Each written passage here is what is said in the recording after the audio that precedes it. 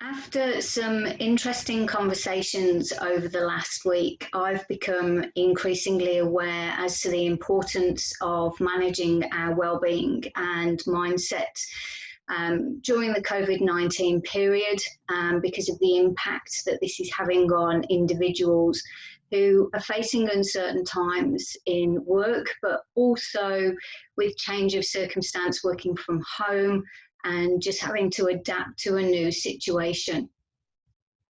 Off the back of that, I've invited Andy Hearn, who is a specialist in health and wellbeing, to talk to me today. Andy's experience is extensive across working with organisations, teams and individuals. But today he's going to focus on how we as ourselves, as individuals, can make sure that we manage our well-being through these uncertain times, as well as giving us some ideas about what we might be feeling, and then provide some frameworks around or some suggestions as to how we can manage well-being and also develop some resilience. Andy Hearn, thank you very much for joining me. Thanks, Claire. So first of all, Andy, tell me, what does your role involve? Okay, so just got a few slides to run through here. So this probably gives a reasonable idea of what my job involves. I work at, this is a framework which I developed around a year ago in my current role, and it just shows different focus areas at the organisation level, at the team level and at the self level. So I think, as you mentioned in the intro, I work across those areas, but today our focus will primarily be on well-being and resilience at the self level. Mm-hmm. I work with leaders around, for example, in the top part of that model you can see leading with well-being in mind, so increasing capability of leaders. At the team level, the last 12 months been really focusing on psychological safety as a really important contributor to well-being at a team level. And then I'm running a number of initiatives, including some coaching at the self level. Great. So what is your thoughts on the impact of the current situation with COVID-19 and what that will have on our well-being as individuals?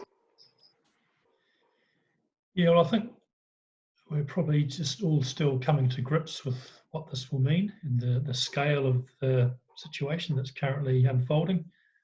I don't think it's an overestimate to say that it's going to be the largest period of social and economic disruption since the Second World War.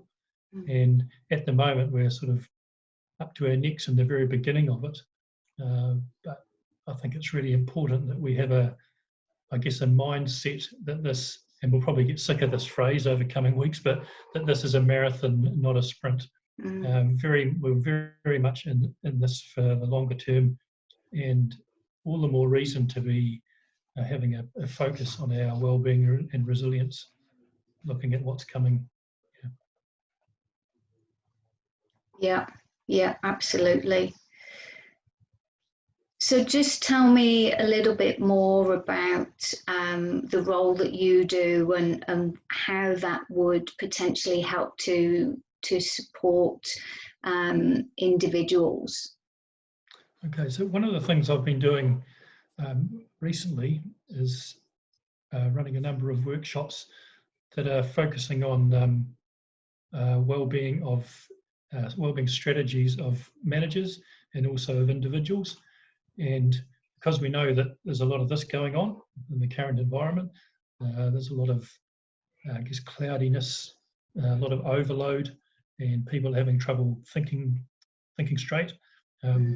And I think one way of looking at that is to look at it using an example like this, of this, looking at sort of stress along the bottom, performance up the left-hand side, and thinking about where we are as individuals on this continuum. And for a lot of us, I think we've been on the right-hand side, quite a high stress leading into the lockdown. That's having an impact on our performance. And then for some of us, we'll remain in that, somewhere in that area. But for others, we've actually gone the opposite way. We've gone across to the other side, where we've gone from being flat out to actually having nothing to do, which can be really quite stressful. And when I talk about performance, I'm not just talking about at work. I'm talking about how we perform at home with our family and whānau as well. So I think that's just one way of kind of contextualising what we're in, a bit of a framework for our thinking. And I might just move on from there, Claire, and just talk a bit about that earlier picture of the fuzziness in the head, and the previous slide with showing possibly higher levels of anxiety, and just having a bit of a think about the physiology of stress and anxiety.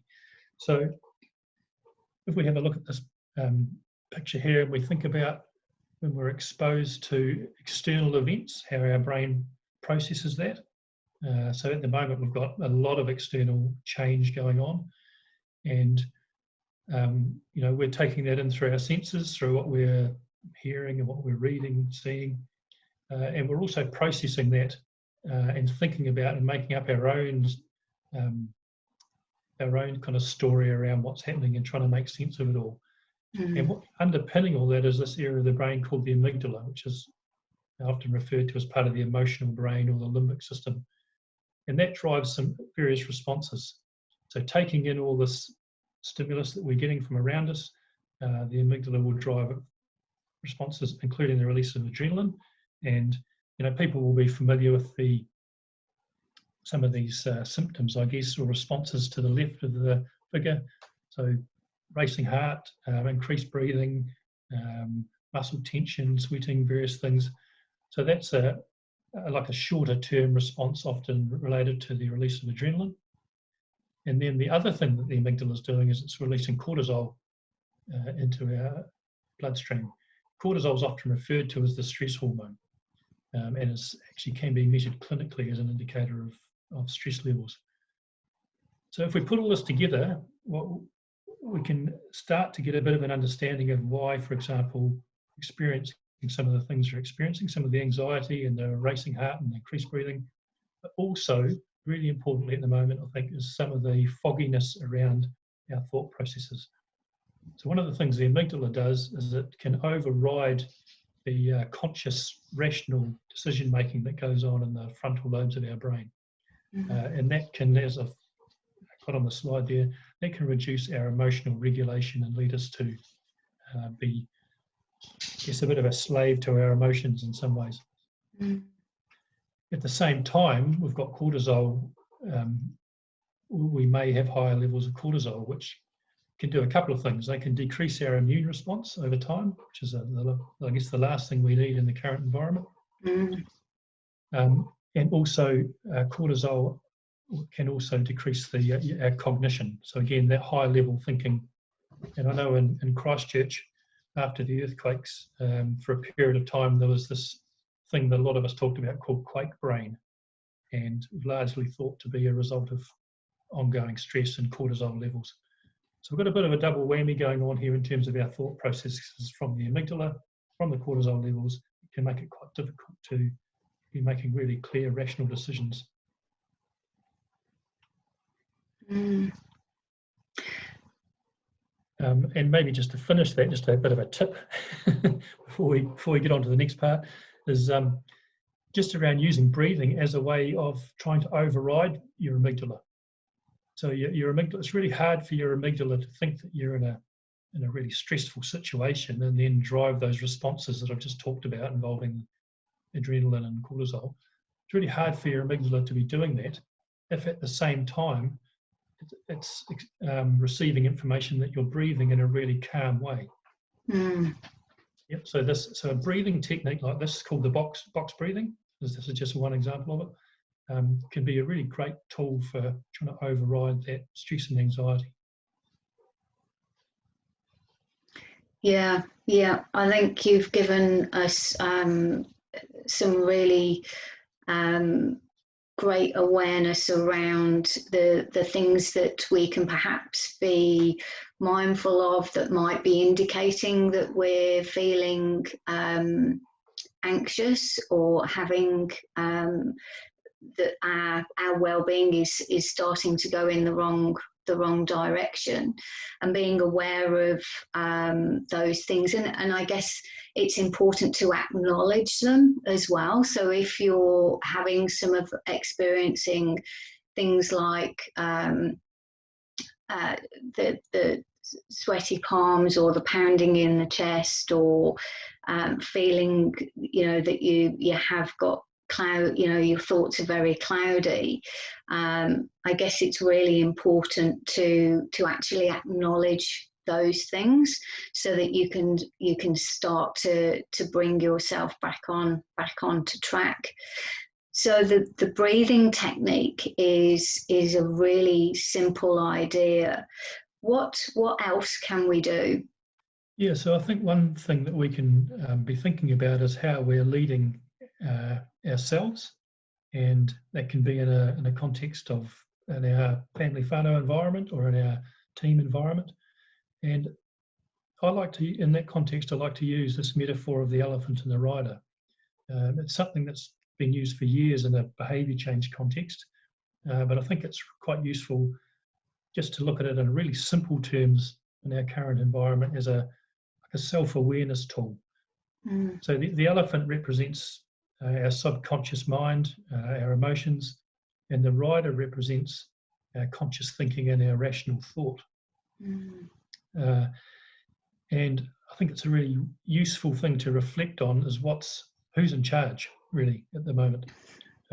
Is the elephant sort of just going crazy and marauding all around the place, or are we, as the rider, taking control in a conscious way and making a plan? And I think it's particularly applicable to making a plan around our ongoing levels of well-being and resilience. So I'll probably come back to that metaphor a couple of times. Otherwise, we can end up with the elephant going a bit overboard, and the emotions leading to probably pretty negative behaviours, as we can see here in this example of everyone running around buying and fighting over toilet paper, which was to me, that's an example of the elephant kind of taking over. And in that context, so again, whether we're at home or at work, thinking about our levels of emotional contagion, or what are the emotions that we're coughing out, and what can we do to try and get more control over those? Anxiety is something that can easily be contagious, so spread through emotional contagion. But then again, so is calm. And so if we're reflecting back on, as we're challenged over the coming months, reflecting back on what sort of emotions we're coughing out. And just to follow on from that then, a good way of taking more control over our emotions in this environment is to think about the facts and to make sure we're getting good factual information. So for example, from the Ministry of Health website, or overseas in the States from the CDC website, for example, getting good solid facts about COVID-19. And the other thing is, as I mentioned, to have a really strong and active focus on our well-being and resilience. I think what's really interesting there for me, Andy, is what you've said about how we can radiate our own behaviour. So if we're feeling, if as a parent, for example, for myself, if I'm feeling anxious and I'm showing anxiety and stress, that's going to replicate across obviously my younger people in my family. Then that also radiates most effectively and equal, just as much as the anxiety does. So it's the calm that we really want to focus on, because we want to be radiating calm, because we want to make sure that everybody else around us is in that that state as well. I think that's really, really interesting how you've put that, and the situation with the toilet rolls is a great example. You mentioned just at the end. Go on, sorry. I think the key thing here, Claire, is just the self-awareness part. Is if we're not actually even thinking about this and thinking about it, self-reflecting on our behaviours and our emotions, then it's very difficult for us to move forward, in a positive way. The elephant's in charge. Yeah, and it's being really aware, as you say, being really aware of our own where we're at. I was going to say that the other thing that you mentioned was resilience. Just can you tell us a little bit more what that would look like? What do you mean by that?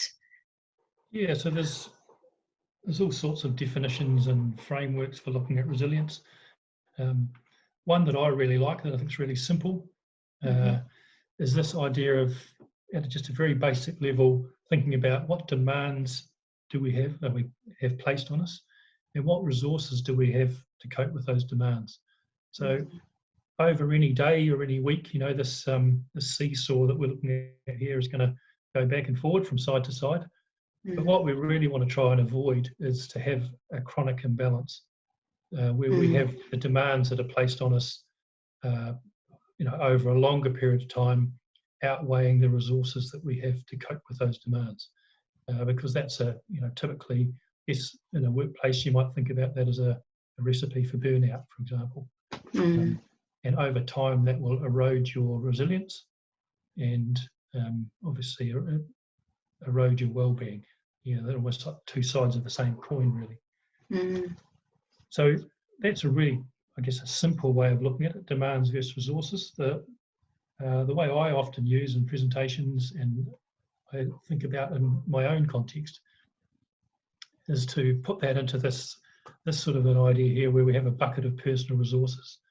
So we can think about what's going in the top of the bucket as us adding resources, and whatever's leaking out of the bucket being the demands, the draining of our personal resources. So, up the top there, left there's a bunch of what you probably think of as normal public health kind of messaging. You always hear about getting enough sleep, getting enough activity, nutrition, surrounding yourself, I don't know if it's on there or not, but surrounding yourself by people who you find positive and uplifting, sort of thing. So there's all those individual actions that we can take. And then on the top right, there's a couple of models that you can use to frame up how you think about adding resources to your bucket. And we'll come back and touch on those a wee bit later, I think. But the 5 Ways to Wellbeing is one that's been around for quite a while now, used extensively by Mental Health Foundation, and also Te Whare Tapawhara is another really good model with good utility. So useful to think about how we fill our buckets up, adding resources, and then also the bottom half is what can we do to try and reduce the leakage. So there's a number of things there on that slide around, the bottom one is emotional demands. How can we be trying to manage ourselves? And that self-reflection idea, I think, is really important there. There's other ones, I'm not even sure if it's on here, but for a lot of us at the moment, financial concerns will be something that's quite high on the list. And what can we do to try and manage our finances as effectively as possible? So I quite like this idea of the bucket of personal resources. And when I think about it, a really good tool to use in managing the bucket is to making sure that you are focusing the bulk of your efforts on what's within the sphere of your control. So, at the moment, a lot of what's happening to us is outside of our direct control and largely outside of our sphere of influence. I'm just having a bit of a chuckle, Claire, because there's a youth in the background who looks like he's hasn't got any clothes on. I'm hoping when this goes out that will have been cut out. So people may think that you're seeing something that isn't there, Andy. Okay, yeah. But I'll concur with you. Yes, it was there. It was there. Yes. Don't look around. The joys of working from home, right? That's right. So yeah, this idea of just trying to focus our mental, emotional efforts in terms of maintaining our well-being and resilience around what's within our sphere of control, rather than trying to change things which are outside it. And I think the other thing, just to add to that, is not just your sphere of control, but also the things that matter. So there you go, he's gone. So the sphere of control and also the things that matter. Now, what's the overlap between those two things? And that it can be your real sweet spot in terms of making a plan to manage your well-being and resilience.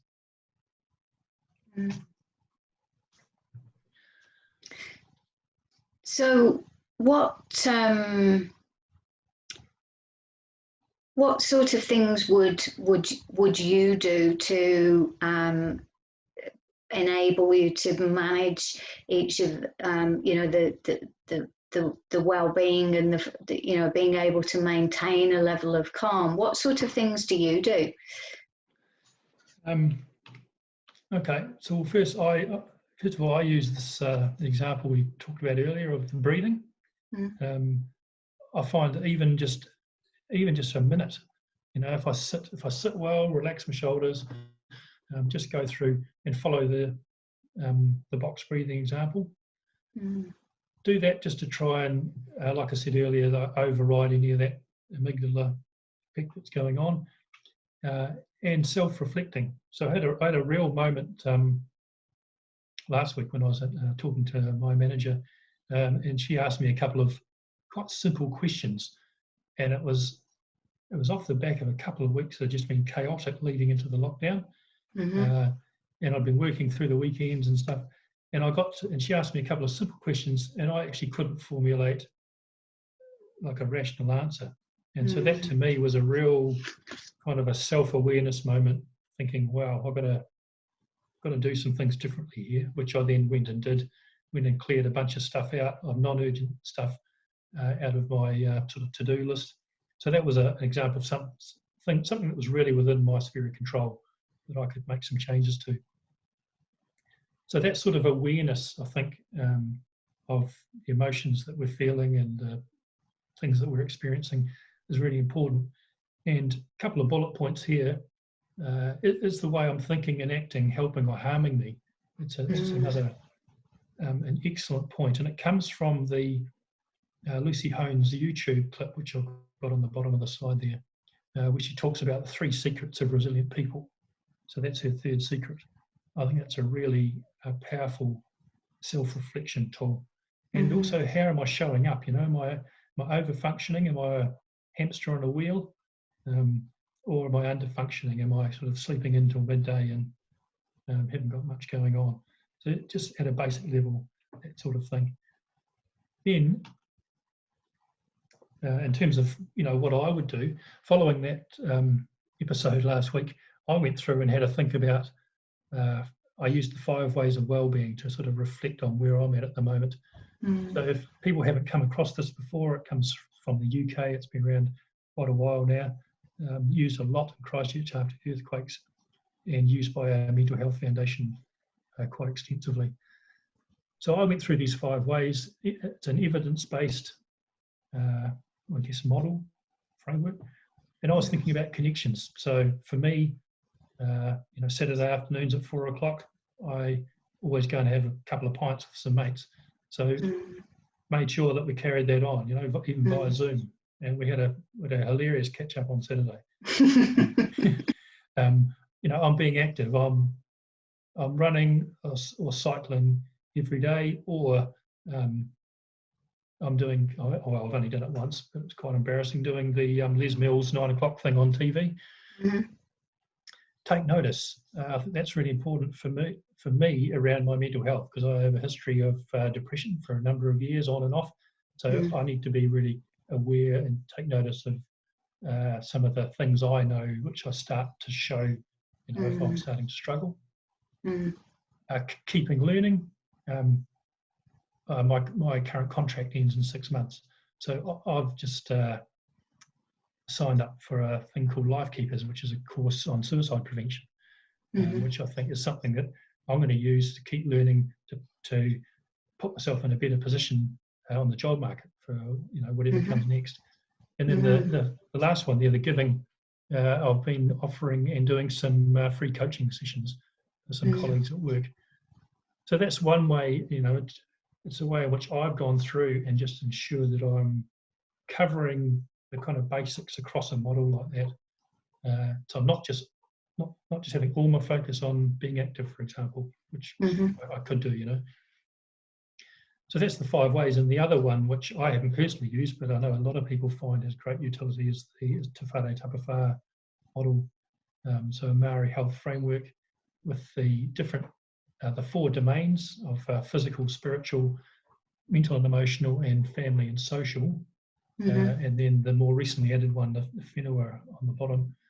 So the idea here is that the whare is only strong if all 4 sides are strong. So you can use that as another framework to self-assess. You might think, I'm doing well in 3 of them, but actually one area is just totally missing, and I could put a bit more work into it in terms of making a plan.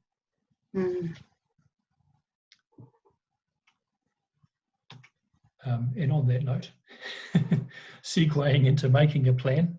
Yeah. So I'm not one to be prescriptive about what I think people should be doing.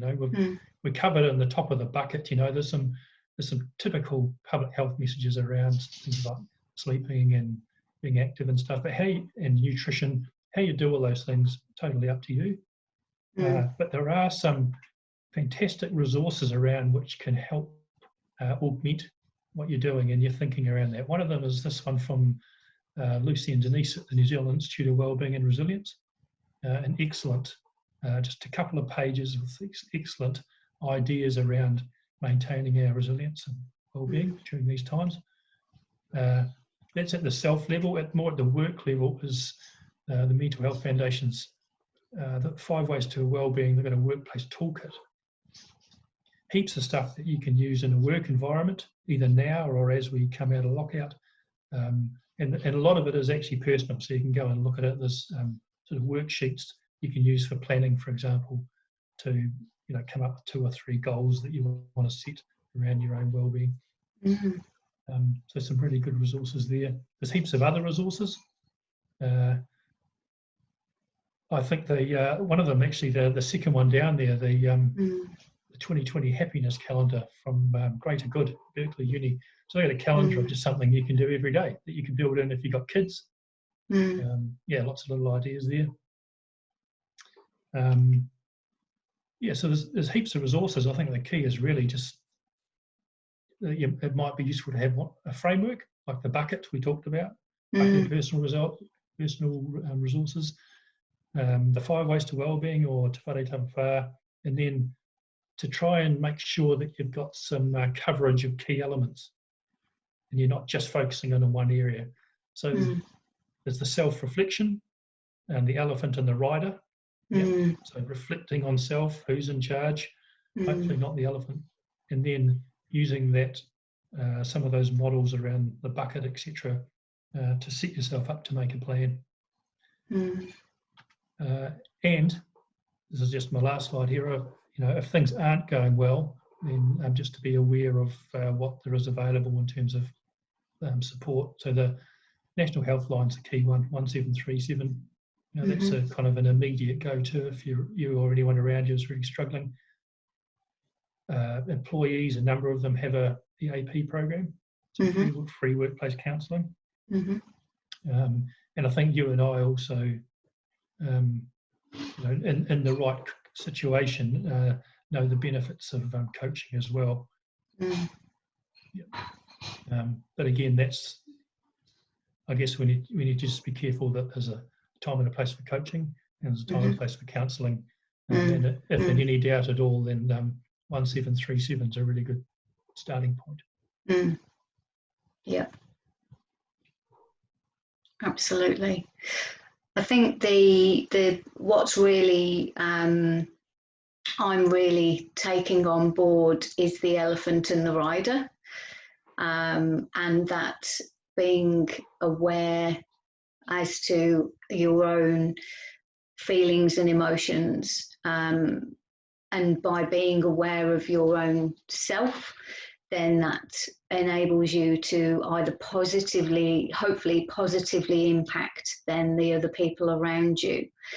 And I guess the other thing that I think is really important is, as you've got there, not being afraid to ask for help, not being afraid to reach out and talk to people, and whether it's friends or family, or the helpline is somewhere neutral, as is EAP, is a neutral individual, if that's what you feel more comfortable with. But I think you've given us some really valuable information, some really valuable insights, and there's some tools, that there's different types of tools that we can, probably something there for everyone that they can take away and go, actually that is what connects for me, and they can remember to use, whether it's the visual of the bucket or the visual of the elephant,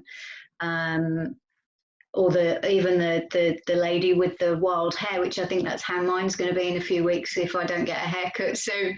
But I think that what you've done there, Andy, is really very useful, very insightful, and you've shared some great knowledge with us. So thank you very much for taking the time to work through that with me today.